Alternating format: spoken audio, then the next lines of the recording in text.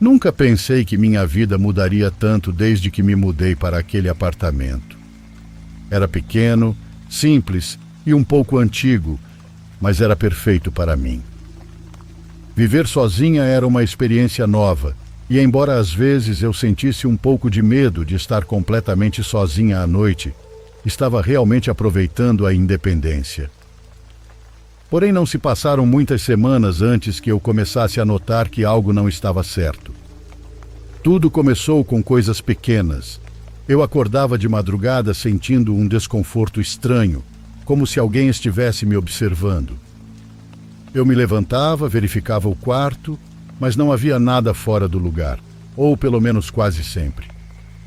Uma manhã percebi que a porta do guarda-roupa estava entreaberta, e o estranho é que eu sempre me certificava de fechá-la antes de dormir. Tentei ignorar e disse a mim mesma que provavelmente tinha esquecido. Mas uma noite, enquanto tentava adormecer, ouvi um barulho.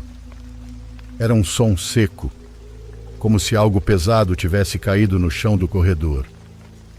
Me levantei tremendo, pensando que alguém havia entrado, mas não encontrei nada. Ainda assim, não consegui me livrar da sensação de que algo estava me espreitando. A primeira vez que o vi foi uma semana depois.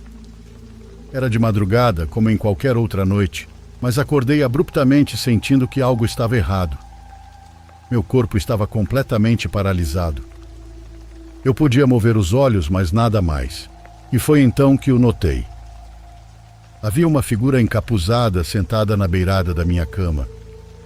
Não se movia, não fazia barulho, mas eu sabia que estava ali, me observando. Não conseguia ver o rosto, mas o vazio daquela presença era pior do que qualquer expressão humana. Meu coração batia tão rápido que pensei que fosse desmaiar. Tentei gritar, mas não consegui. Depois do que pareceram horas, mas provavelmente foram apenas alguns minutos, aquela figura simplesmente desapareceu. Consegui me mover novamente e estava banhada de suor frio. Passei o resto da noite com as luzes acesas, repetindo para mim mesma que tinha sido apenas paralisia do sono e que o que eu tinha visto não era real. Mas algo dentro de mim sabia que não era só isso. A partir daquela noite, as visitas se tornaram mais frequentes. Às vezes a figura parecia estar sentada, outras vezes estava aos pés da minha cama. Nunca se movia, nem fazia barulho, mas sua presença era tão pesada que eu mal conseguia respirar. Tentei buscar explicações na internet e encontrei relatos de outras pessoas que tinham experimentado algo parecido. A maioria atribuía à paralisia do sono. Me senti um pouco aliviada até que li um comentário que dizia: se a figura se inclinar em sua direção, não olhe nos olhos dela. Essas palavras me assustaram porque, embora eu não tivesse visto os olhos desse ser, sentia que havia algo por trás daquele capuz, algo que me observava e esperava o momento certo para se aproximar. Quanto mais eu pensava nessa figura, mais detalhes da minha infância voltavam à minha mente. Lembrei-me que quando tinha 8 anos, minha família morava em uma casa antiga em Cananéia, no interior de São Paulo, que sempre me dava arrepios. O corredor que ligava meu quarto ao banheiro era longo e escuro. Sempre me aterrorizava atravessá-lo, especialmente à noite. Naquela época, eu tinha um sonho recorrente que me atormentava. No sonho, eu me encontrava nesse mesmo corredor, mas estava mais escuro do que o normal, como se a luz nunca tivesse existido ali. No final do corredor, estava aquela figura encapuzada. Ela não dizia nada, mas sua mera presença me aterrorizava. Lembro-me de ter contado à minha mãe sobre os sonhos. Ela acariciava minha cabeça e dizia que era apenas minha imaginação, mas uma vez a ouvi conversando com minha avó sobre mim. Elas não sabiam que eu estava ouvindo, mas lembro que minha avó disse algo estranho. Essas coisas não vêm do nada. Talvez a menina tenha trazido algo.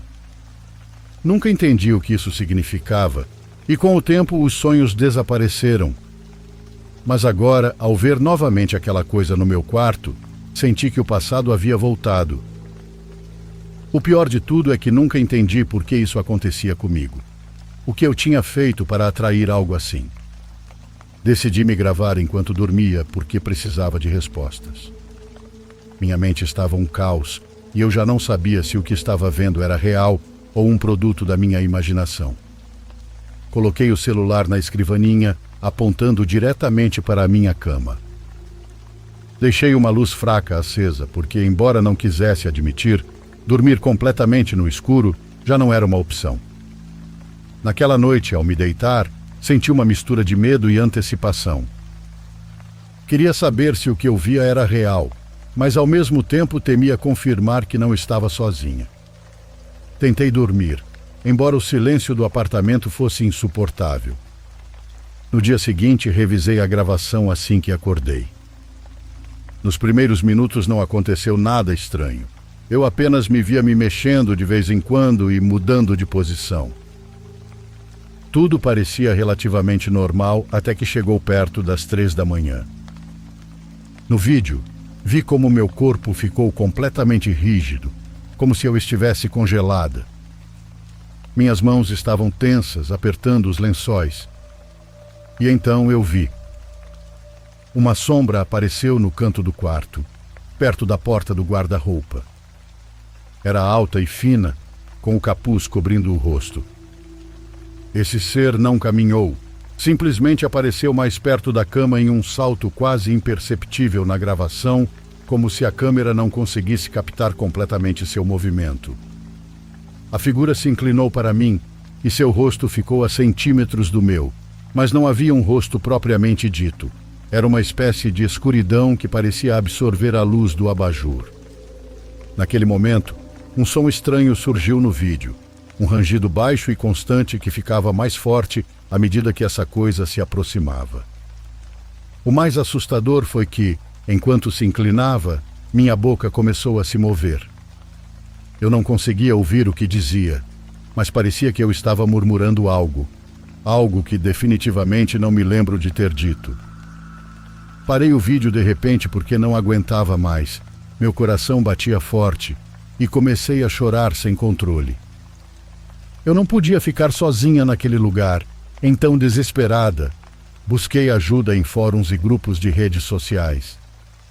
Muitos me disseram que eu deveria limpar a casa, e uma pessoa me recomendou uma médium, dizendo que ela era muito eficaz. Eu não tinha muitas opções, então a contatei. Essa mulher não tinha mais de 60 anos e chegou ao meu apartamento no dia seguinte. Assim que cruzou a porta, ela parou e fechou os olhos. Seu rosto se contraiu como se tivesse sentido um cheiro podre. Aqui tem algo muito pesado, minha filha. Isso não é um espírito qualquer. Observei enquanto ela caminhava pelo meu apartamento murmurando palavras. Ela parou em frente a um quarto e tocou na porta do guarda-roupa. É aqui que a energia se concentra. Você não está sendo visitada. Isso não veio de fora. Isso veio com você. Fiquei congelada porque não sabia o que isso significava. Isso não é algo que apareceu do nada. É uma manifestação de algo que você carrega com você há muito tempo. Talvez desde que era pequena. Você se lembra de algo que a marcou? Algo que a assustou profundamente? Falei sobre meus sonhos, sobre a menina e a figura no corredor. Essa figura não é uma entidade comum. Ela não tem forma própria e assume a forma do que mais a apavora. Ela se alimenta do seu medo e, se continuar cedendo espaço, ela vai crescer. Ela me deu um pequeno talismã feito de algum tipo de madeira e coberto com símbolos talhados à mão. Parecia algum tipo de runa ou algo parecido. Isso vai te proteger, mas você precisa enfrentá-lo. Se fugir, ele vai segui-la porque está preso a você. Perguntei como poderia enfrentá-lo. A senhora me olhou com seriedade. Da próxima vez que aparecer, não se deixe dominar pelo medo. Diga com firmeza que ele não tem poder sobre você, mas tenha cuidado. Se duvidar ou vacilar, você o tornará mais forte. Antes de ir embora, ela queimou um pouco de incenso e deixou uma tigela com sal na entrada do meu quarto. Lembre-se, A força dele vem do seu medo. Não entregue isso a ele tão facilmente. Aquela noite foi diferente desde o início. O ar no meu apartamento estava pesado e sentia um arrepio na pele, como se algo invisível estivesse me observando de cada canto. Às 2h40 da madrugada, desliguei meu celular e me sentei na cama com o talismã na mão. Repeti na mente as palavras da médium. Não tenha medo dele, é disso que ele se alimenta. Quando o relógio marcou 3 horas da manhã, o ambiente mudou de repente. O ar ficou gelado e uma sombra começou a se formar aos pés da cama. No início, era apenas um contorno, mas em questão de segundos a figura estava lá, alta e imponente, com um capuz cobrindo o rosto. Dessa vez ele não ficou parado e deu um passo à frente, depois outro. Cada movimento fazia o chão ranger, como se fosse algo incrivelmente pesado. Senti aquele frio grudar na minha pele, mas não desviei o olhar. "O que você quer de mim?" perguntei com a voz embargada. A coisa não respondeu, mas de dentro do capuz saiu um som, algo entre um sussurro e um gemido, como se milhares de vozes tentassem falar ao mesmo tempo. A figura se inclinou para mim e me lembrei do comentário no fórum. Não olhe nos olhos. Fechei os olhos com força e apertei o talismã na mão. Você não tem poder sobre mim, gritei com toda a força que consegui reunir. A figura parou, o som cessou e por um momento tudo ficou em silêncio. Mas então senti algo ainda mais aterrorizante, uma pressão na minha mente, como se estivesse tentando invadir meus pensamentos. Me concentrei em uma única ideia: não deixar que me controlasse. A pressão desapareceu de repente, como se algo tivesse sido arrancado à força. Abri os olhos e já não estava mais ali. O quarto parecia mais iluminado, como se uma sombra invisível tivesse sido removida. No dia seguinte, acordei me sentindo estranhamente leve, como se tivesse me livrado de um peso que carregava a vida inteira. Arrumei minhas coisas e decidi me mudar para outro lugar. Estava convencida de que tudo tinha acabado. Mas não foi assim. Uma semana depois, enquanto escovava os dentes diante do espelho, notei algo. Por um segundo juro que vi um lampejo negro atrás de mim, como se alguém estivesse parado no corredor. Me virei rapidamente, mas não havia ninguém. Desde então isso aconteceu várias vezes. Às vezes vejo reflexos, às vezes em sonhos. Aquela entidade nunca mais apareceu completamente, mas eu sinto que ainda está por aqui. Bom, agradeço por ouvirem minha história.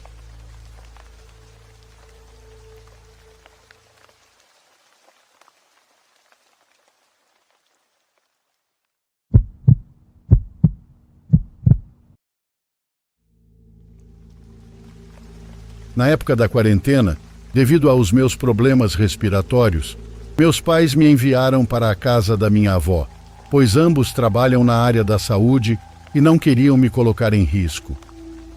Como minha avó também precisava fazer quarentena total, era uma boa ideia que eu fosse fazer companhia para ela. Um tio que mora perto da casa dela nos levava, com muito cuidado, tudo o que precisávamos de mantimentos, para que não precisássemos sair. A casa da vovó é tão velhinha quanto ela, mas muito, muito bem cuidada. Minha avó é obcecada por organização e limpeza. Tudo o que estraga é consertado imediatamente por ela ou por alguns dos meus tios. É uma dessas manias que aprendemos a valorizar. Eu saí parecida com ela. Talvez por isso nos damos tão bem. Talvez por isso fosse fácil imaginar que passaríamos aqueles meses tão difíceis lado a lado. Minha avó é uma mulher de hábitos bem estabelecidos e sempre às 5 da tarde ela se retira para o quarto para ler. Nesse momento eu aproveitava para me sentar na cadeira de balanço dela, ao lado da janela, o lugar favorito dela e que me parecia perfeito para observar os vizinhos. Já estava começando a sentir que fazia amizade com a senhora da casa da frente, que também se sentava àquela hora na janela e me sorria de lá. Bom, eu não enxergo bem, então eu não conseguia ver claramente, mas, segundo minha percepção, ela sorria para mim.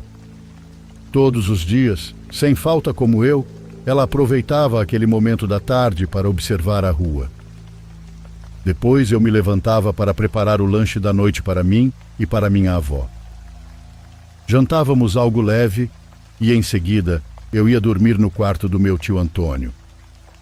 Quando eu era criança, aquele quarto me dava medo, principalmente por causa daquele armário tão alto, onde caberia uma pessoa e com o qual já sonhei tantas vezes. Mas depois de alguns anos, aquilo não me causava mais do que um certo desconforto, uma ansiedade. No entanto, sabendo que teria que me acostumar a dormir ali pelos próximos meses, comecei a superar isso assim que cheguei. Mecanismo de defesa, suponho. Já estava lá há quase 15 dias quando uma das amigas da minha avó veio bater papo. Também pertencente ao grupo de risco, ela caminhou até lá às 11 da manhã, horário em que o bairro ficava quase deserto. Ela sentou-se em uma mesinha ao lado da janela, com o café que havíamos colocado na varanda. Minha avó e eu conversamos com ela de dentro da casa. Depois que ela foi embora, desinfetei tudo o que ela usou e lavei. Vocês podem pensar que exageramos, mas eu acho que nunca existem medidas suficientes para proteger quem amamos. Durante a conversa, percebi que elas estavam muito tristes falando sobre Neia, que havia falecido há poucas semanas. Ainda bem que ela não precisou passar por toda essa pandemia, a pobrezinha, disse a amiga da minha avó. Embora ela nunca saísse de casa, Neia não teria sobrevivido sem os abraços da neta. Você a conhece? Perguntou para mim. Respondi que não sabia quem era Neia, muito menos sua neta, e ela me disse que era exatamente da minha idade. O fato é que eu não visitava minha avó tanto quanto gostaria, então não conhecia muito bem as pessoas do bairro, muito menos as visitantes. Lembro bem que minha avó ficou um pouco triste depois daquela conversa. Imaginei que Neia devia ser uma mulher muito querida, daquelas que ao longo das décadas acabam se tornando da família. Minha avó foi para sua cadeira de balanço, na mesma janela de sempre, aquela da qual eu me apropriava todas as tardes às 5. Olhando para fora, na direção da casa da frente com um olhar triste, ela disse: Pobre Neia, sinto que ainda consigo vê-la ali, tricotando na janela como eu, me cumprimentando de lá, sempre com aquele sorrisinho tão feliz. Me aproximei para confirmar o que já estava temendo. Minha avó estava se referindo àquela mesma janela onde eu havia visto aquela senhora todos os dias anteriores. Antes que eu pudesse perguntar se alguém mais morava naquela casa agora, notei a tábua pregada na janela. Não sei se sonhei, não sei se imaginei, mas nada do que eu estava vendo agora estava presente nas tardes em que passei olhando para aquela janela. Nem a tábua, nem a sujeira e nem o vidro quebrado. Não sei o que é um fantasma, mas sei que não é algo como o que eu vi. Tento me lembrar e acho que talvez tenha visto essa cena quando era criança, mas não consigo ter certeza. Só tenho certeza do que vi, do que achei que vi, daquela cena que contemplei como se estivesse espiando outro tempo.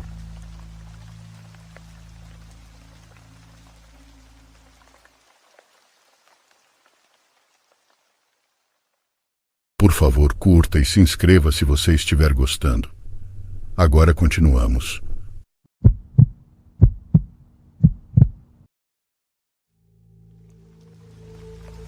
Eu sempre fui alertado sobre as trilhas antigas.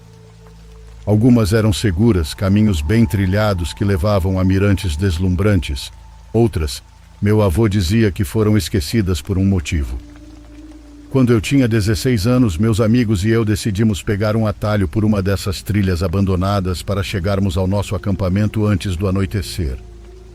Ela estava coberta pelo mato e mal se podia chamar de trilha, mas seguimos em frente, rindo dos avisos do meu avô. Quanto mais fundo entrávamos, mais silenciosa a floresta ficava.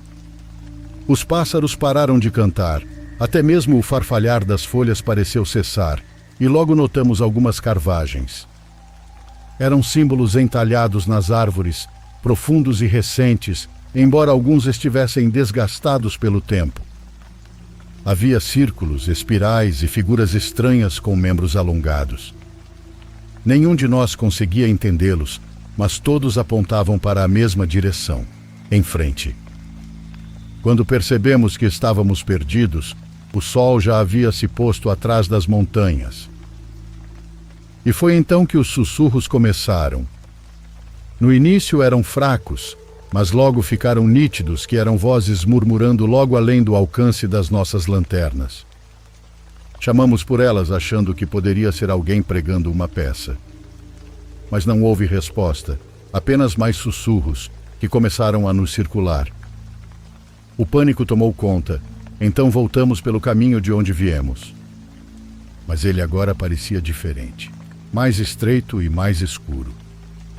Os símbolos nas árvores haviam mudado. Em vez de formas abstratas, agora representavam figuras humanas com olhos ocos e bocas escancaradas. Foi então que vimos sombras altas e esguias, paradas entre as árvores, mudando de posição sempre que tentávamos focar nelas. Uma delas deu um passo à frente. Meu amigo gritou e saiu correndo. Seguimos atrás dele, nos jogando pela mata sem rumo. Os sussurros se transformaram em risadas, zombando de nós com aquele som distorcido. De alguma forma tropeçamos para fora da floresta e caímos em uma velha estrada de terra. A trilha havia sumido, não havia nenhuma abertura entre as árvores e nenhum sinal do caminho por onde passamos. Meu amigo nunca mais foi o mesmo depois daquela noite. Ele parou de falar conosco e 1 ano depois se mudou. Eu fiz o possível para não pensar mais nisso. Na semana passada fui fazer uma trilha com minha namorada quando vi algo entalhado em uma árvore perto da nossa cabana. Era um daqueles símbolos, mas recém-esculpido e abaixo dele, em letras profundas, parecia estar o meu nome. Acho que não deveríamos ter saído daquela floresta naquela noite, e acho que eles nunca pararam de nos observar. Algumas noites depois ouvi algo do lado de fora da cabana. A princípio achei que fossem os sons normais da noite, mas então ouvi os sussurros familiares bem do lado de fora da janela. Fiquei imóvel, mal respirando. Sara dormia ao meu lado, alheia a tudo. Virei a cabeça devagar, com meu coração martelando nos ouvidos. Através da cortina fina, vi o contorno de algo alto, parado logo além das árvores. Fechei os olhos com força, dizendo a mim mesmo que não era real, era só um sonho. Na manhã seguinte encontrei pegadas do lado de fora da cabana, mas elas não eram normais. Eram longas e deformadas, como se aquilo que esteve ali não fosse totalmente humano. A terra ao redor da base de uma árvore próxima estava revirada e entalhado em sua casca. Havia uma nova mensagem. Você foi embora, nós lembramos. Não contei para Sara, pois não queria assustá-la. E eu não sabia o que eles queriam. Fomos embora naquela noite, e rezo para nunca mais ouvi-los.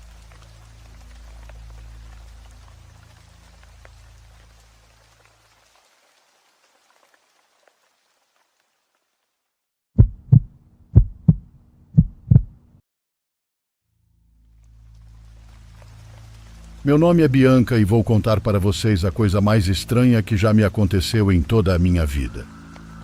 É algo que me aconteceu no metrô da Cidade do México, na linha B, numa noite em que eu voltava para casa com minha melhor amiga depois de uma festa. Subimos na estação Rio de los Remédios e íamos até a estação Lagunilla, um trajeto de 12 estações, se não me engano. Pelo horário, não nos surpreendeu que houvesse pouca gente, mas foi muito estranho que na estação Bosque de Aragón todas as pessoas do vagão desceram. Todas, exceto uma pessoa. Foi estranho porque normalmente os vagões esvaziam em estações grandes com conexões. Além disso, percebemos que a pessoa que ficou, um senhor que estava de costas para nós a alguns assentos de distância, falava sozinho. Ele já estava falando desde que subimos, mas achamos que estava com alguém. Mas não, ele realmente falava sozinho. Ele não estava com telefone nem com rádio ouvindo futebol. Acho que devo mencionar que ele vestia um terno marrom escuro, meio sujo e descuidado, e um boné da mesma cor e tecido. Tudo nele tinha um cheiro ruim de mofo. Decidimos prestar atenção nele caso fizesse algo estranho, como acionar o alarme do vagão ou algo assim. Digo isso pois, mesmo sem ter olhado para a gente em nenhum momento, havia algo nele que nos deixou em alerta, como se todo o nosso corpo gritasse que estávamos em perigo. Na estação Oceania, algumas pessoas entraram, mas nenhuma delas veio para o nosso vagão.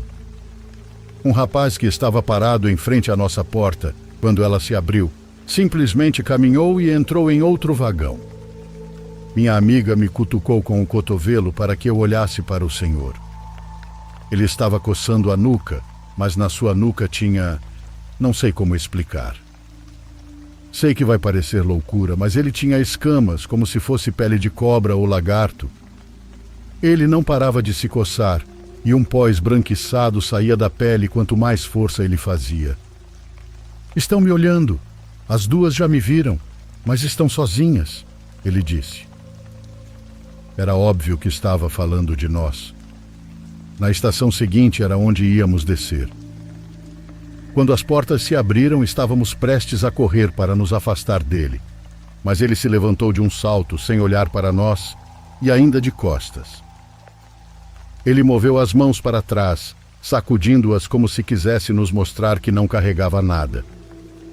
Ele caminhou de lado, com as mãos para trás, sem parar de balançá-las, sem mostrar o rosto em nenhum momento, e desceu do metrô. Ficamos lá dentro enquanto ele continuava caminhando, sempre girando o corpo para manter as costas voltadas para nós, até que o metrô partiu e o deixamos para trás. Ficamos muito assustadas, pensando se deveríamos ligar para minha mãe ou para os pais da minha amiga, para que viessem nos buscar. Mas na estação seguinte algo muito estranho aconteceu. Chegamos novamente à nossa estação, ao mesmo lugar onde o homem estranho havia descido. Não sabíamos o que pensar, mas dessa vez decidimos descer, embora assim que o fizemos, começamos a sentir algo estranho. Não sei explicar direito, mas era como se ele estivesse por perto. Sentíamos o cheiro. Saímos correndo e, por sorte, porque Deus é grande, na saída encontramos uma vizinha que cuida muito da gente e para quem contamos o que havia acontecido. Não sei se ela acreditou ou não, mas nos acalmou e enquanto andávamos ela se aproximou de alguém em uma loja. Um dos rapazes que estavam lá parecia conhecê-la. Ela apenas disse: "Ei, você caminha com a gente. Vem." O rapaz obedeceu e nos acompanhou até a casa da minha amiga. Pouco depois, minha mãe foi me buscar. Quando me lembro de tudo isso, parece um sonho, mas sei que foi real, completamente real, embora eu esteja longe de conseguir explicar o que diabos foi aquilo tudo.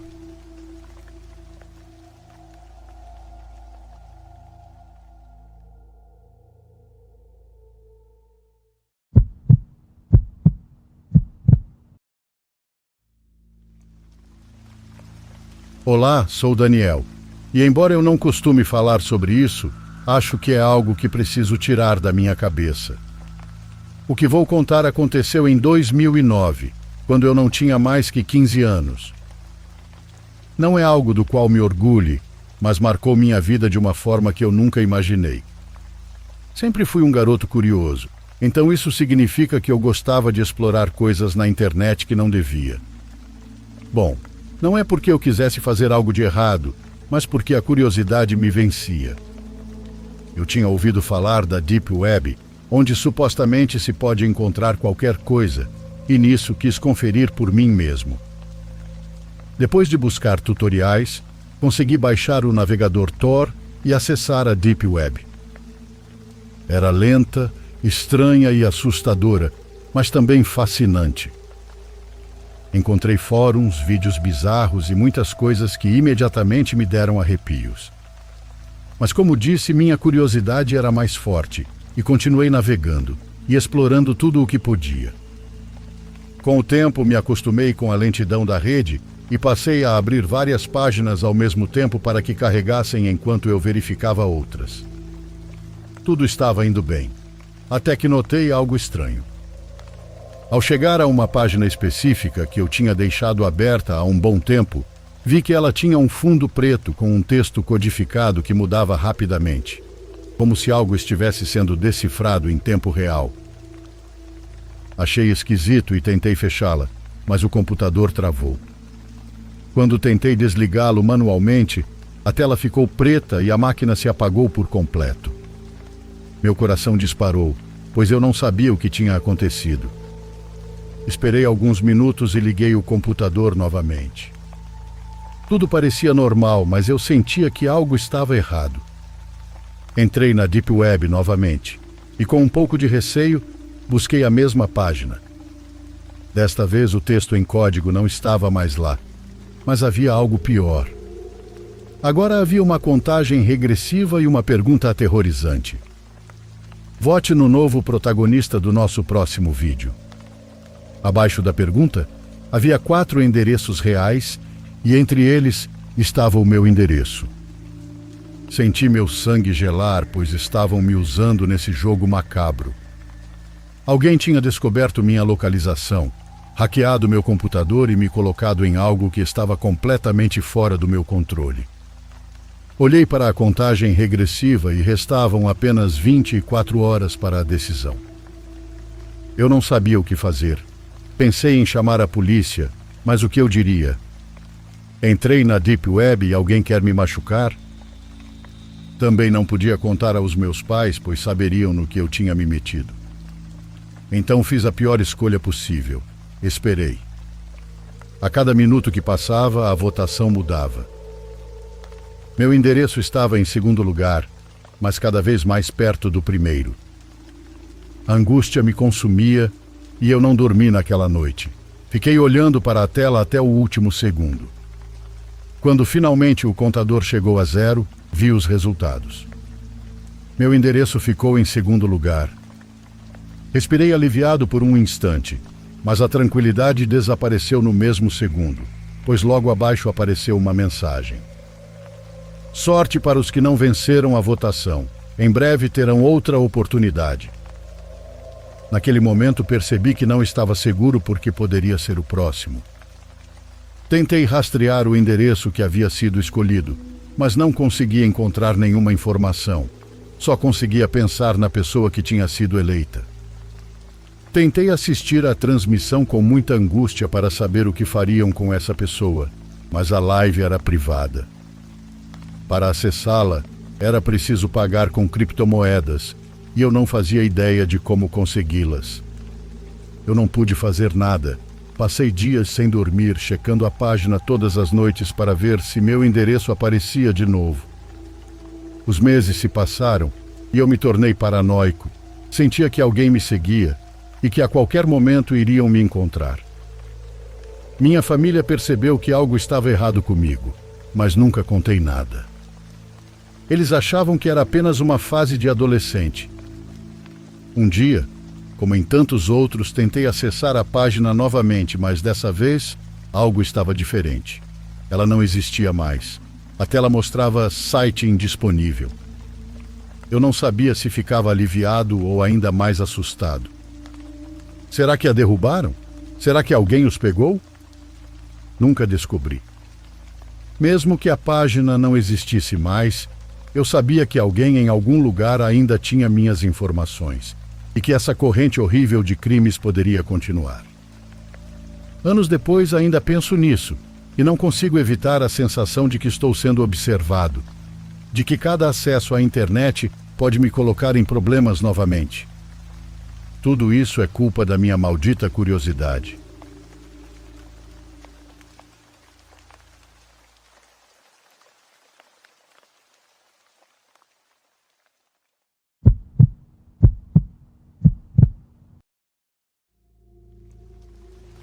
Morei por um tempo com minha avó em uma vila, acho que pode ser chamada assim.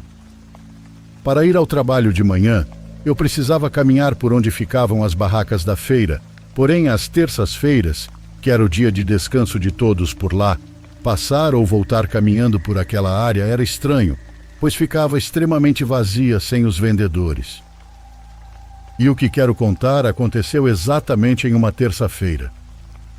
Eu estava voltando do trabalho e naquele dia também saí com alguns amigos. Então já era por volta de 8 ou 9 da noite quando vim caminhando pela rua. Passei ao lado de vários estabelecimentos que naquela época estavam fechados. Eu seguia andando sozinha e não via ninguém por perto, até que a uns 15 metros, ou um pouco menos, vi um menino parado. Ele parecia ter uns 6 anos no máximo. Me lembro que usava apenas uma camiseta meio suja e da cintura para baixo apenas roupa íntima. Continuei andando na direção dele, imaginando que seus pais ou algum responsável estivessem por perto, pois seria muito estranho que ele estivesse sozinho ali. O menino estava de frente para uma parede, olhando de baixo para cima. Então, de repente, ele virou-se para mim e começou a correr na direção dos estabelecimentos fechados. Quando já estava a uns 10 metros dele, vi claramente algo que me deixou paralisada. Ele começou a escalar a parede rapidamente, como se aquilo fosse a coisa mais natural do mundo. Ele subiu até a altura de uma grade de metal que tinha arames farpados no topo. Mas ele passou por eles como se não fossem nada. Foi uma cena completamente antinatural. Você não espera que alguém, muito menos uma criança, escale daquele jeito. Era como ver um animal subindo rápido, sem hesitação e sem se machucar nos arames farpados. Só ouvi o som dele correndo pelos telhados, se afastando cada vez mais. E claro, eu também corri sem parar até chegar à casa da minha avó. Até hoje não sei o que vi. Meus amigos me disseram que poderia ter sido um duende. Outros sugeriram que talvez fosse um espírito. Mas o estranho é que, se fosse um espírito, eu não conseguiria ver claramente a grade se movendo quando ele subia, ou ouvir os sons dos seus passos correndo pelos telhados. Não sei. Depois de presenciar aquilo, qualquer explicação faz sentido. Só sei que nunca mais passei por lá à noite.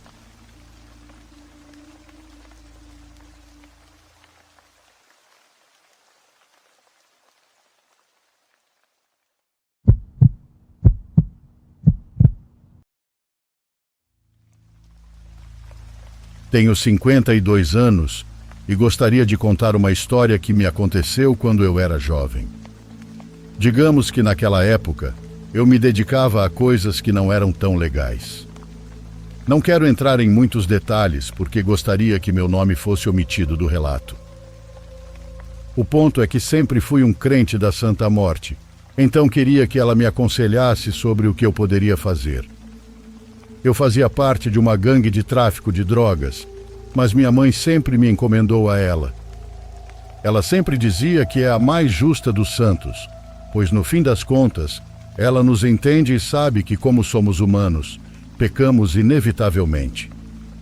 Ela impõe muito respeito e uma crença forte que minha mãe me transmitiu, de forma que, quando finalmente me cansei de estar na gangue, pedi seu conselho para saber se estava fazendo a coisa certa. Eu sabia que seria algo delicado sair, pois sabia muitas coisas sobre eles, mas minha intenção era viver meus anos em paz. Como podem imaginar, sair não foi algo tão simples. Rezava constantemente. Santa Morte, imploro tua presença para pedir um conselho. Fale comigo em sonhos para que eu saiba o que fazer. Fiz isso diante do altar da santa. Supostamente ela me contataria em sonhos para me orientar. Eu realmente me sentia muito perdido, então precisava que ela me ouvisse. Essa oração eu havia visto no verso de um santinho da Santa Morte, que prometia que, com aquelas palavras, chamaria sua atenção. Fui dormir cedo naquela noite, esperando que ela me dissesse o que eu poderia fazer, como proceder para que as coisas dessem certo. Mas durante as horas em que dormi não aconteceu absolutamente nada, só vi escuridão. Acordei antes do despertador tocar e me levantei para escovar os dentes e ir ao banheiro, como era meu costume. Quase sempre fazia isso no escuro, porque às vezes a luz me incomodava. Naquela ocasião, depois de cuspir a espuma da pasta de dente, olhei para o espelho por um momento e notei que atrás de mim havia uma figura encapuzada com um manto negro. Os ossos eram brancos e limpos, as órbitas vazias, e havia uma espécie de sorriso impossível para um esqueleto. Meu corpo todo se arrepiou e soltei um grito que acordou minha mãe, fazendo-a vir correndo ao banheiro. Sem ver nada, mas assustada, ela me perguntou o que tinha acontecido. Quando contei, ela franziu os lábios e me disse que com certeza a santa queria me dizer algo. Meu olhar confirmou para minha mãe que aquilo era verdade, e então ela insistiu em saber o que estava acontecendo. Contei a ela o que estava pensando em fazer e tudo mais. Minha mãe me disse para ficar atento, porque parecia que a santa não me daria a resposta de forma simples. Provavelmente, ela me daria um belo susto para que eu não ficasse a incomodando com meus problemas. Engoli em seco e fui para o meu quarto me vestir. Tomei café da manhã e saí cedo para o trabalho, pois fazia alguns serviços de pedreiro. Depois do turno, que passou rápido, tive que ir encontrar a gangue. Eles eram meus companheiros, mas isso não os tornava menos perigosos. Disseram que naquela noite teríamos que sequestrar um boy da cidade.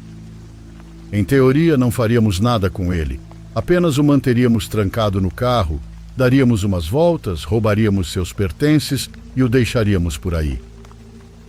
Entramos no carro em grupo. Logo encontramos o veículo da vítima e finalmente o alcançamos para fechá-lo com o carro.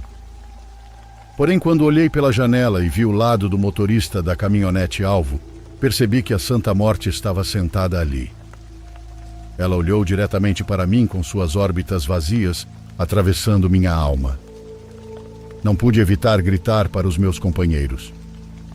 Não, não podemos fazer isso. Eles não me ouviram e continuaram com o plano. Foram para a frente da caminhonete e a bloquearam, esperando que o motorista pisasse no freio para que pudéssemos agir. Mas aquele homem era louco. Em vez disso, ele pisou no acelerador. Eu estava na porta que seria atingida em cheio pelo carro em movimento. Vi a Santa Morte balançar a cabeça de um lado para o outro, como se estivesse desapontada por eu não ter escutado o seu aviso. Tudo aconteceu em câmera lenta. Primeiro senti o impacto nas minhas costelas e meu corpo foi arremessado contra meu companheiro ao lado. A caminhonete era blindada, pois nem mesmo a batida contra um carro a danificou. Já o nosso carro? Ele foi direto contra um poste de luz. O barulho da cabeça do meu amigo batendo na porta me fez perceber que ele havia morrido, provavelmente pelo impacto dos ossos contra o metal. Todos ficaram desacordados. Eu era o que estava em pior estado. Por causa do impacto, meu coração começou a parar e eu senti minha vida escapando pouco a pouco.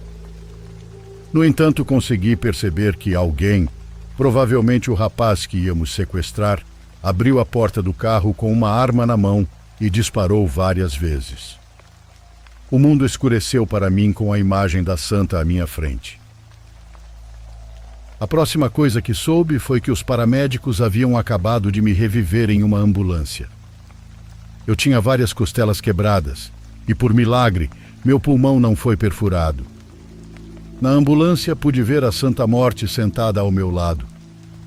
Cheguei ao hospital e consegui me recuperar, ao contrário dos meus companheiros que foram mortos pelo homem.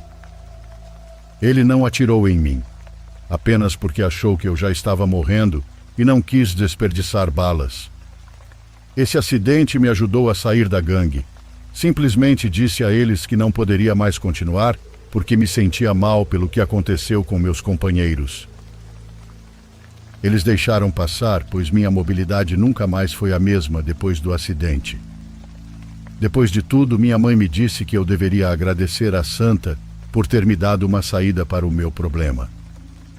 Talvez não tenha sido a saída mais gentil, mas agradeço por estar vivo.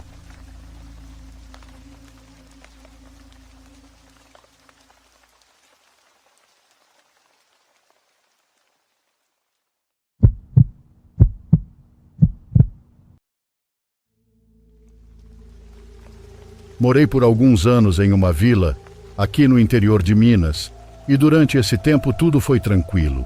Eu tinha apenas uns 4 vizinhos e a vila não era muito grande. Comecei a morar lá no início de 2019, sozinha. Na época eu tinha 26 anos e, como trabalhava relativamente perto, era excelente para mim. No ano seguinte, já sabem o que aconteceu com a pandemia. E bom, trabalhei de casa e assim se passaram os meses, todos isolados. Era raro nos primeiros meses ver meus vizinhos, mas eu os ouvia. Lembro que por causa da liberdade de horários eu podia trabalhar durante a noite sem problemas. E foi aí que notei que, tarde da noite, a vizinha ao lado, que morava com o marido, começava a tossir. Parecia que a tosse a acordava durante a noite, e era uma tosse horrível. Como estávamos todos alarmados com a ideia de estar perto de alguém doente, eu saía ainda menos e fiquei preocupada, já que esses vizinhos eram super queridos. Eles não eram muito velhos, deviam ter cerca de 50 anos. Conforme as semanas foram se passando, havia dias em que eu a ouvia tossindo e outros em que não, mas sempre era à noite. Durante o dia eu conseguia ouvir os vizinhos se falassem alto ou algo assim. Por isso notei que era à noite que a ouvia tossir desse jeito. Pensei que talvez fosse por causa da friagem. Eram essas as coisas que se passavam pela minha cabeça enquanto a ouvia tossir. Calculo que tenha ouvido isso por umas 3 semanas. Algumas noites sim, outras não. Uma manhã precisei sair para pegar um pedido que tinha feito há algum tempo. Atravessei a viela, saí e encontrei o vizinho, o homem do casal que morava ao lado. Cumprimentei de longe, nós dois de máscara, e conversamos um pouco. Perguntei sobre a esposa dele, se a tinha levado ao médico, porque já fazia tempo que eu a ouvia tossindo. De verdade, nunca tinha ouvido alguém tossir daquele jeito. Ele me olhou e eu achei que talvez tivesse se ofendido com a pergunta, porque ele tinha uma expressão que eu não sabia dizer se era de aborrecimento ou confusão, mas por outro lado, eu sabia que ele entendia que minha preocupação era sincera, porque me preocupava com os dois. Depois ele me perguntou, um pouco desanimado e em voz baixa: "Desculpe, mas quando foi a última vez que você a ouviu tossir?" Eu respondi que foi justamente na noite anterior e disse que, se precisassem de ajuda, eu tinha uma amiga enfermeira que poderia vir para vê-la. Ele então me disse: "Tânia, minha esposa, faleceu há 1 mês. Sinto muito não ter te contado, mas não foi fácil para mim. Nós dois pegamos Covid, mas ela não resistiu. Eu a levei para o hospital no primeiro dia, mas tenho estado completamente sozinho aqui desde então." Meu chão desabou. Ofereci minhas condolências, segurei o choro, disse algumas palavras e fui para casa. Quando entrei, comecei a me perguntar: quem eu estava ouvindo? A única vizinha mulher que poderia ter uma voz parecida morava na penúltima casa, e não era possível ouvi-la do jeito que eu ouvia a minha vizinha ao lado. Mas então, por que eu continuava ouvindo se ela já não estava mais lá? Isso irá me marcar pelo resto da vida.